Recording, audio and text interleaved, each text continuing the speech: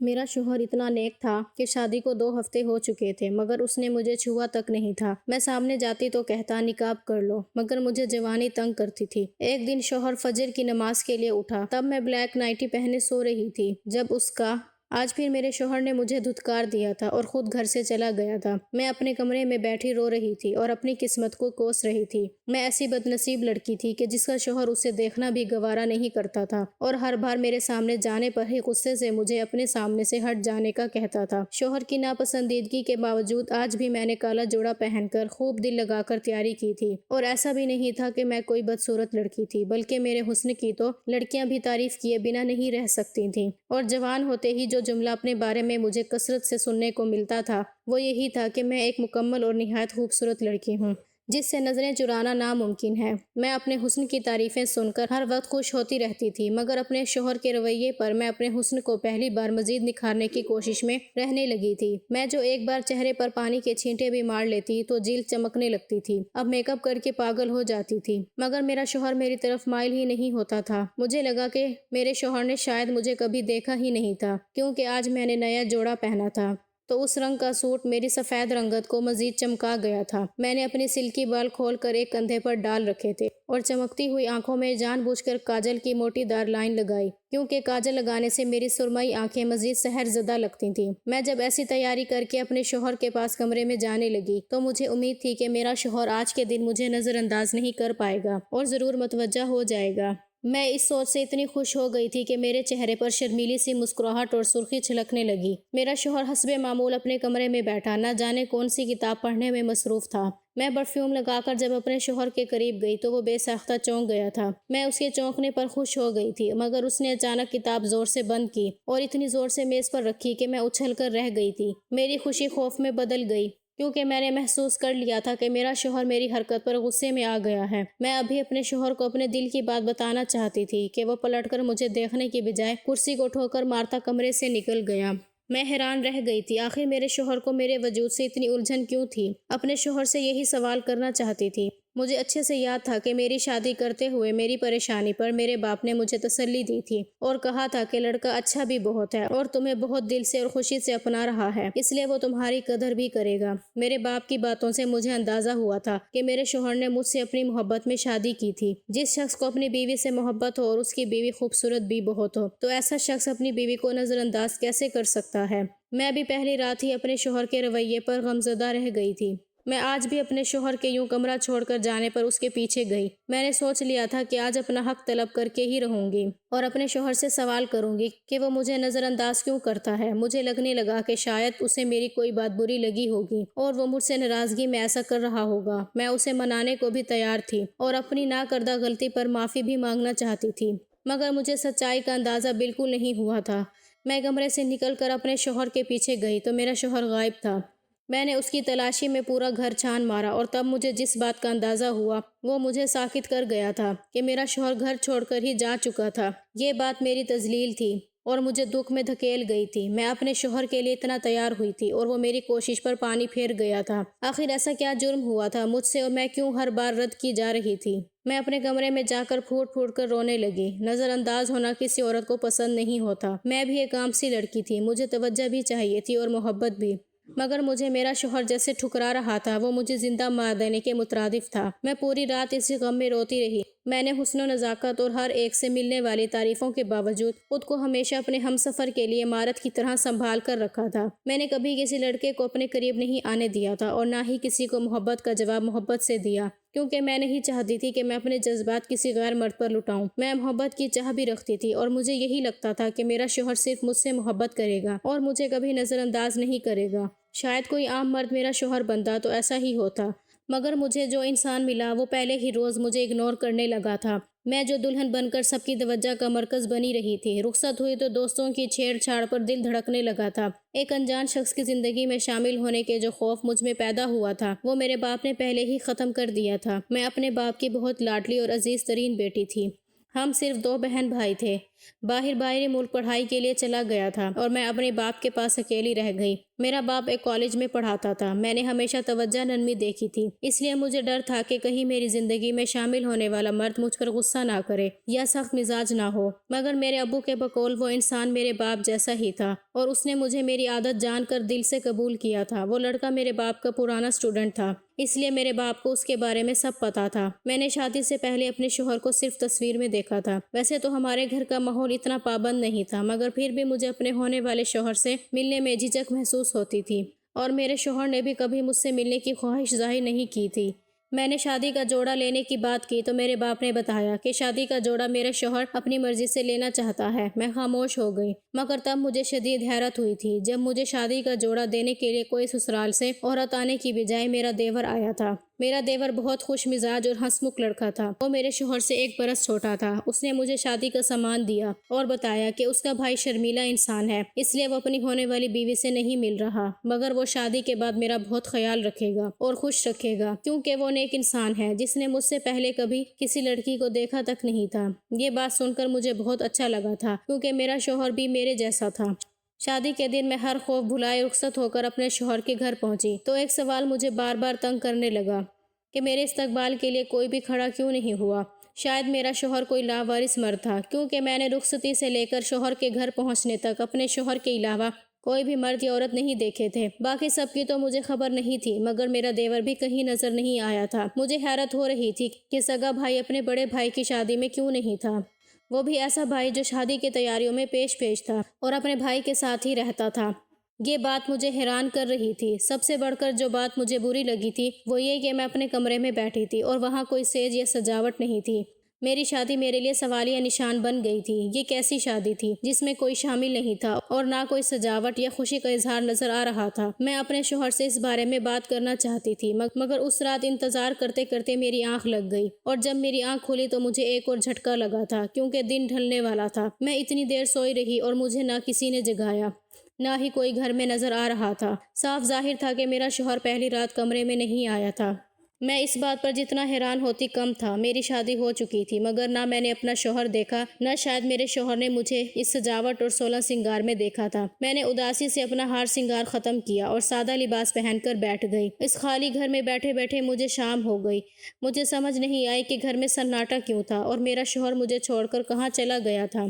شام ہونے پر مجبوراً میں نے اپنے باپ کو کال ملائی۔ میں سوچ چکی تھی اپنے باپ سے شکایت کروں گی کہ میرا شوہر کیسا عجیب مرد ہے جو پہلے روز کی دلہن کو گھر میں اکیلا چھوڑ کر نہ جانے کہاں چلا گیا ہے، اور کچھ مجھے اپنے باپ سے بھی گلا تھا۔ میں نے ہمیشہ دیکھا تھا کہ لڑکی بیاہ کر جاتی ہے تو مائکے والے اگلے روز ناشتہ لے کر اس کے گھر جاتے ہیں۔ میری ماں حیات نہیں تھی، صرف ایک بھائی اور باپ میری پوری دنیا تھا۔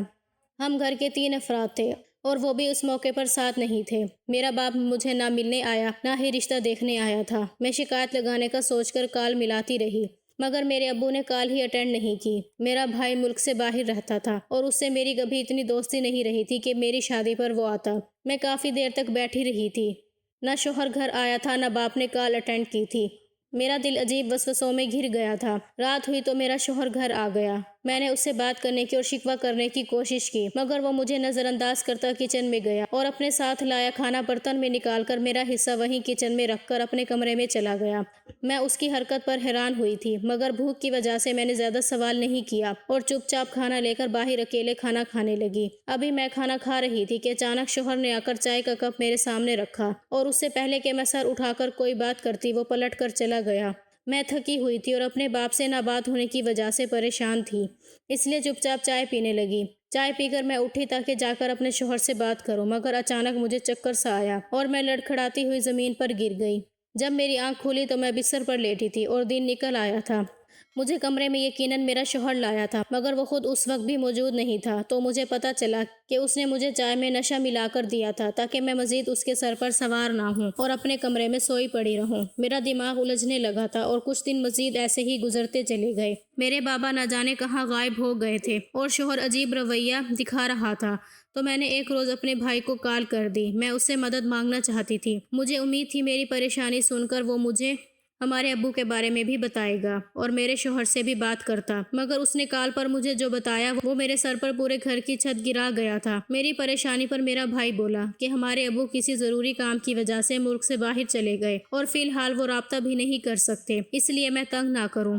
اور جب میں نے شوہر کا رویہ بتایا تھا، وہ بولا کہ تمہارے پاس اب ایک وہی شخص ہے جس کے پاس تمہیں رہنا ہے، اس لیے اسے تنگ مت کرو، جیسے وہ رہ رہا ہے اسے رہنے دو، وہ تم پر کوئی ظلم نہیں کر رہا، تو ایسے حالات میں اتنا ہی کافی ہے۔ میرا بھائی اپنی بات کر کے کال کاٹ گیا تھا اور مجسمہ بن کر میں بیٹھی رہی تھی۔ میرے باپ کا ایسا کون سا کام تھا کہ وہ یوں اچانک چپ چاپ چلا گیا اور رابطہ بھی نہیں کیا؟ مجھے تب شدت سے رونا آیا تھا، میری زندگی اچانک ہی الجھ کر رہ گئی تھی۔ کچھ دن تو میں نے رو دھو کر گزار دیے، مگر پھر اپنے شوہر کا یوں دور دور رہنا برداشت نہیں ہو رہا تھا۔ میں عام سی لڑکی تھی، شادی کے بعد بھی مجھ سے جیسے شوہر گریز برت رہا تھا، مجھ سے وہ برداشت نہیں ہو رہا تھا۔ میں اپنے شوہر کو متوجہ کرنے کے لیے آہستہ آہستہ پورا گھر سنبھالنے لگی۔ میرا شوہر پہلے روز سے بنا بنایا کھانا گھر لاتا تھا، اس لیے میں نے گھر میں کھانا بنانا شروع کر دیا تھا۔ میں روزانہ ذائقے دار کھانے بنا کر اپنے شوہر کا انتظار کرتی تھی، مگر میرا شوہر آتا تھا تو اپنے لیے کھانا لے کر خود کھانے لگ جاتا۔ میں جب بھی اس کے سامنے جاتی متوجہ کرنے کی کوشش کرتی تو وہ عجیب سی بات بولتا تھا جو مجھے گھبراہٹ میں مبتلا کر دیتی تھی۔ وہ بولتا کہ نکاب کر لو ورنہ مجھے گناہ ملے گا۔ وہ نمازی اور نیک انسان تھا، مگر مجھے حیرت تھی کہ وہ اپنی بیوی کو دیکھنے سے کیسے گناہ گار ہو سکتا تھا۔ ایک گھر میں رہ کر بھی وہ مجھ سے مکمل پردہ رکھتا تھا اور مجھے دیکھتا تک نہیں تھا۔ میں جو بھی کام کرتی وہ کرنے دیتا تاکہ میں اسے تنگ نہ کروں۔ میں چاہتی تھی میرا شوہر مجھے دیکھے اور مجھے شوہر کی توجہ اور محبت ملے۔ ہر بیوی کا حق ہوتا ہے اور یہ حق تو اللہ نے بھی عورت کو دیا ہے، مگر میرا شوہر پہلے روز سے میرا یہ حق کھا رہا تھا۔ میں چاہے جتنا بھی بن سنور لیتی وہ مجھے توجہ نہیں دیتا تھا اور اسی بات کا مجھے صدمہ تھا۔ ہماری شادی کو 3 ہفتے گزر چکے تھے، مگر آج بھی میری کوشش پر میرا شوہر میرے سج سنور کر سامنے جانے پر متوجہ ہونے کی بجائے مجھے اگنور کر گیا تھا۔ میں اپنے شوہر کی اس بے حسی پر اپنے کمرے میں پڑی رہی تھی۔ میں اپنی خوبصورتی کے باوجود شوہر کی توجہ نہیں پا سکی تھی اور اس بات پر مجھے لگنے لگا کہ میں دنیا کی سب سے ناکام عورت ہوں۔ زندگی میں پہلی بار مجھے پچھتاوا ہونے لگا کہ کاش میں اس انسان سے شادی کرنے کی بجائے اپنے چاہنے والوں میں سے کسی کو چن لیتی، تو شاید آج میری زندگی الگ ہوتی اور میں اپنے شوہر کی محبت اور توجہ میں خوشگوار زندگی گزار رہی ہوتی۔ مجھے نہ جانے کس گناہ کی سزا مل رہی ہے۔ میں اتنی ایمانداری سے زندگی گزارنے کے بعد بھی اکیلی رہ گئی تھی۔ میرا دکھ بانٹنے کے لیے کوئی اپنا بھی میرے پاس نہیں تھا۔ میں نے وہ رات بھی روتے ہوئے گزاری اور صبح اٹھی تو سوچ لیا کہ میں اپنے شوہر سے 2 ٹوک بات کروں گی۔ اگر میرا شوہر مجھے قبول نہیں کر رہا تھا تو میں طلاق لینے کو تیار تھی۔ میں نے اس روز گھر کا کوئی کام نہیں کیا تھا۔ مجھے لگا کہ اس بات پر میرا شوہر مجھ سے ضرور سوال کرے گا، مگر میرا شوہر صبح گھر سے نکلا اور سارا دن واپس ہی نہیں آیا۔ صاف لگ رہا تھا کہ وہ مجھ سے بچ رہا تھا اور میں مزید ایسی بے قدری برداشت بھی نہیں کر سکتی تھی، اس لیے 2 ٹوک بات کرنے کا سوچ کر اپنے شوہر کا انتظار کرنے لگی۔ شام ہوئی تو بھوک سے میرا برا حال ہونے لگا۔ میں کچن میں اپنے لیے کھانا بنانے گئی تو عین اسی وقت میرا شوہر گھر آ گیا اور آتے ہی اپنے معمول کے مطابق میرا سامنا کیا اور اپنے ایک کمرے میں بند ہو گیا۔ پہلی بار میں نے خود کھانا کھا لیا اور اس کی بالکل پرواہ نہیں کی تھی، کیونکہ میری نظر میں ایسا مرد قابل عزت تھا ہی نہیں جو اپنی بیوی کو اس کا حق نہ دے۔ رات ہوئی تو میں دبے پاؤں اپنے شوہر کے کمرے میں جا پہنچی۔ اس وقت شوہر عشاء کی نماز ادا کر رہا تھا۔ رات کی نماز وہ میری وجہ سے گھر میں پڑھتا تھا، کیونکہ شادی کے بعد شروع کے دنوں میں نے اس کی توجہ حاصل کرنے کے لیے جھوٹ بول دیا تھا کہ مجھے رات کے وقت اکیلے میں ڈر لگتا ہے۔ اس کے بعد سے وہ عشاء کی نماز گھر میں ادا کرتا تھا، مگر مجھے اپنے کمرے میں نہیں آنے دیتا تھا۔ میں چاہتی تھی کہ وہ نماز ادا کر کے فارغ ہو تو اس کے سونے سے پہلے میں بات کر لوں، مگر جب میں کمرے میں گئی تو حیران رہ گئی، کیونکہ میرا شوہر تو نماز ادا کر کے پہلے سے سو چکا تھا۔ میں نے موقع سے فائدہ اٹھاتے ہوئے لائٹ جلائی اور اپنے شوہر کے سامنے چلی گئی، کیونکہ دن کے وقت میرا شوہر میرے سامنے آنے سے گریز کرتا تھا اور اپنا چہرہ بھی چھپا لیتا تھا، اس لیے اسے سویا ہوا پا کر میں نے پہلی بار اس کا چہرہ دیکھا تو میرے ہوش اڑ گئے، کیونکہ وہ میرا شوہر تھا ہی نہیں۔ اگر وہ کوئی انجان شخص ہوتا تو میں اسے اپنا شوہر مان بھی لیتی، مگر اس موجود مرد کو میں اچھے سے جانتی تھی اور یہی بات میرے اذہان خطا کر گئی تھی۔ میں نے اپنی شادی کا تقریباً 1 ماہ اس انسان کے ساتھ گزارا تھا جو میرا شوہر نہیں تھا۔ میں اچانک حواس کھوتے ہوئے زمین پر گر گئی۔ شاید میں دماغی طور پر بہت کمزور ہو چکی تھی۔ یہاں پہ میرے اعصاب کو یہ جھٹکا بہت شدت سے لگا تھا، اس لیے میں تاب نہ لا سکی، اور جب ہوش میں آئی تو مجھے ایک دم سب یاد آیا۔ میں جھٹکے سے اٹھ کر بیٹھ گئی۔ کمرے میں کوئی موجود نہیں تھا۔ میں سمجھ گئی میرے بے ہوش ہونے پر اس نے جا کر مجھے بستر پر سلا دیا، مگر خود ہمیشہ کی طرح غائب ہو گیا۔ میں رونے لگی۔ مجھے لاڈ پیار سے پالنے والے باپ نے میرے ساتھ یہ کیا کر دیا تھا؟ مجھے لگا میں بھری دنیا میں اکیلی ہو گئی ہوں۔ خاوند بیوی جیسے اتنے پاکیزہ رشتے کو استعمال کیا گیا تھا اور میرا بھی سراسر استحصال ہوا تھا۔ اگر مجھے اندازہ ہوتا کہ شادی کے نام پر میرے ساتھ کیا ہونے والا ہے تو شاید اسی روز رخصت ہونے کی بجائے خودکشی کر لیتی۔ دکھ کی بات تو یہ تھی کہ اب بھی میں نہ کسی سے سوال کر سکتی تھی اور نہ ہی کسی کو بتا سکتی تھی۔ بھائی کا نمبر میں اس روز بات ہونے کے بعد غصے میں ڈیلیٹ کر چکی تھی، اور اگر وہ نمبر موجود ہوتا تو تب بھی مجھے یہ لگتا ہے کہ میرا بھائی مجھ پر یقین نہ کرتا اور یقیناً مجھے ہی پاگل یا غلط سمجھ لیتا۔ مگر میں خاموش بھی نہیں رہ سکتی تھی۔ میں اپنے شوہر کو ڈھونڈنا چاہتی تھی۔ مجھے اپنے شوہر کا نام یاد تھا کیونکہ نکاح کے وقت میں نے اپنے شوہر کا نام بہت اچھے سے سنا تھا۔ میں شادی کی بات سے کبھی اس گھر سے باہر نہیں گئی تھی اور مجھے یقین تھا کہ اگر میں گھر سے نکل کر ارد گرد کے لوگوں سے اپنے شوہر کے بارے میں پوچھتی تو یقیناً کوئی نہ کوئی مجھے ضرور سچائی بتا دیتا۔ میں نے خالی گھر کا فائدہ اٹھاتے ہوئے بیرونی دروازہ کھولا اور گلی میں جھانکا۔ ساتھ والے گھر کے دروازے سے کوئی عورت باہر نکل رہی تھی۔ مجھے دیکھ کر چونک گئی۔ میں نے اس عورت سے کہا کہ میں اس سے کچھ پوچھنا چاہتی ہوں، کیا وہ اسی محلے میں رہتی ہے؟ تو وہ نرمی سے بولی کہ ہاں، یہ میرا گھر ہے اور تم آ جاؤ، ہم بیٹھ کر بات کر لیتے ہیں۔ میں جلدی سے اس عورت کے ساتھ اس کے گھر میں چلی گئی۔ اس عورت نے مجھے بٹھایا اور بولی کہ ہم سب محلے والے سوچ رہے تھے کہ اس گھر میں آنے والی لڑکی شاید لوگوں سے ملنا جلنا پسند نہیں کرتی، اس لیے کبھی گھر سے باہر نہیں نکلی۔ اس عورت کے سوال پر مجھے رونا آنے لگا۔ اب میں اسے کیا بتاتی؟ پچھلے کئی روز سے میں کس مشکل کا شکار ہو رہی تھی۔ میں نے باتوں باتوں میں اچانک اس عورت سے اپنے شوہر کے بارے میں پوچھا تو وہ میرے شوہر کے نام پر ٹھٹک گئی اور مجھے ایسے دیکھنے لگی جیسے میرے سوال پر یقین نہ آ رہا ہو۔ میں نے اس کی اس حرکت کی وجہ پوچھی تو وہ کچھ بے یقینی سے بولی کہ کیا تم نہیں جانتی وہ کہاں گیا؟ اس عورت کا لہجہ مجھے انہونی کا احساس دلا رہا تھا۔ میں نے ڈرتے ہوئے نفی میں سر ہلایا تو اس عورت نے جو بات مجھے بتائی وہ میری روح کو چیر کر رکھ دی تھی۔ وہ عورت تعجب سے بولی کہ وہ بیچارہ تو اپنی شادی سے 1 روز پہلے مر گیا تھا، اس کا ایکسیڈنٹ ہوا اور وہ موقع پر مر گیا۔ ہم سب کو اس کی جوان موت کا بہت صدمہ پہنچا تھا۔ یقین نہیں آتا کہ اس کی موت ہو گئی ہے۔ عورت افسوس سے نہ جانے کیا کیا بولے جا رہی تھی اور میں ساکت سی بیٹھی تھی۔ میرا شوہر مر چکا تھا اور مجھے خبر ہی نہیں ہوئی تھی۔ ہمارا نکاح سادگی سے ہوا تھا۔ اگر وہ شادی سے 1 روز پہلے مرا تھا تو پھر وہی میرا شوہر تھا۔ میں بیوہ ہونے کے بعد رخصت ہو کر آ گئی تھی اور ایک نامحرم کے ساتھ رہ رہی تھی۔ اس کی توجہ طلب کرتی رہی تھی۔ مجھے لگا میرا سانس بند ہو جائے گا۔ نہ جانے میرے ساتھ کیا ہو رہا تھا۔ میں اس عورت کو بولتا ہوا چھوڑ کر گھر بھاگ آئی۔ میرا وجود لرز رہا تھا۔ شام ہوئی تو میں اجڑی ہوئی سی حالت میں اس شخص کے سر پر جا کر کھڑی ہوئی، اور وہ مرد جو میرا دیور تھا اور پچھلے 1 ماہ سے میرا شوہر بن کر میرے ساتھ رہ رہا تھا اور معمول کے مطابق اپنے کمرے میں بند تھا۔ میں نے جھٹکے سے دروازہ کھولا اور جا کر اس کا گریبان پکڑ لیا۔ وہ میری اس اچانک حرکت پر بوکھلا گیا۔ میں غصے سے اس پر چیخ رہی تھی کہ اس نے میرے ساتھ ایسی حرکت کیوں کی تھی۔ میرے شوہر کی موت کے بعد وہ میرے گھر والوں کو دھوکہ دے کر کیسے مجھے بہلایا تھا۔ مجھے تو یہ سمجھ نہیں آ رہا تھا کہ میرا باپ کیوں خاموش رہا تھا اور میرا بھائی وہ مجھے سمجھاتا اور میری پریشانی کا حل نکالتا، لیکن وہ بول رہا تھا کہ میں چپ چاپ اس نامحرم مرد کے ساتھ رہوں۔ میں سوچ بھی نہیں پا رہی تھی کہ سب نے مل کر میرے ساتھ یہ سب کیوں کیا تھا۔ میں اپنے دیور پر غصہ ہو رہی تھی اور وہ سر جھکائے شرمندہ سا کھڑا ہوا تھا۔ میں بری طرح رونے لگی اور اسے برا بھلا کہنے لگی۔